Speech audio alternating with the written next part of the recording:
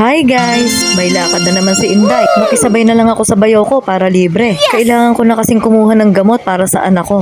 Buti na lang walang traffic paluwas. Bago ako tumuloy ng ospital, kumain muna kami ng bayaw ko. Duling na kasi ako sa buto. Pass muna tayo sa fast food. Turo-turo muna tayo. Matagal na din kasi ako hindi nakakakain sa ganito. At tingnan nyo naman, wala na akong pakialam sa lugar. Gutom na kasi ako. Dito daw laging kumakain ng bayaw ko. At in fairness, masarap naman. Halata nga Inday, walang tigil ang subo mo eh. May lakas na ulit ako. Kailangan ko kasing paghandaan ng pagpila sa pagkuha ng gamot. Ganyan talaga mga ina, kailangan magsakripisyo para sa mga anak. Fast forward, nandito na ako sa ospital. At ito ang Malasakit Center. Dito ako kumukuha ng libreng gamot. Bawal mag-video dito. Buti na lang umalis yung guard kaya nakasingit ako. Napakalaking tulong sa akin ng Malasakit. Kung bibiling ko kasi sa labas ang gamot ng anak ko, pinakamababa na ang 5,000. Kaya kailangan pagtiyagaan na lang ang pagpunta dito. Pagkatapos ma-process ang papel dito sa Malasakit, sa pharmacy naman ako pumunta. At ganyang kahaba ang pila bago makuha ang gamot. Ito na nga, nakuha ko na ang gamot na pang 1 buwan. Maraming salamat, Senator Bongo. Ang laki ng tulong mo sa akin. Nang dahil sa Malasakit Center, hindi ko na kailangan lumapit pa kung kani-kaninong politiko. After 1.5 hours, makakauwi na din ako. Ang ganda ng mga view dito sa ospital, kaso bawal talaga mag-video. Kaya panakaw lang ang ginagawa kong pag-video dito. Sana naman wala akong follower na nagtatrabaho dito. Charot. Sa wakas, makakauwi na din kami. Kaso, nasabay na kami sa traffic. Pupunta pa kasi kami ng Taguig dahil may nag-rent sa bayaw ko.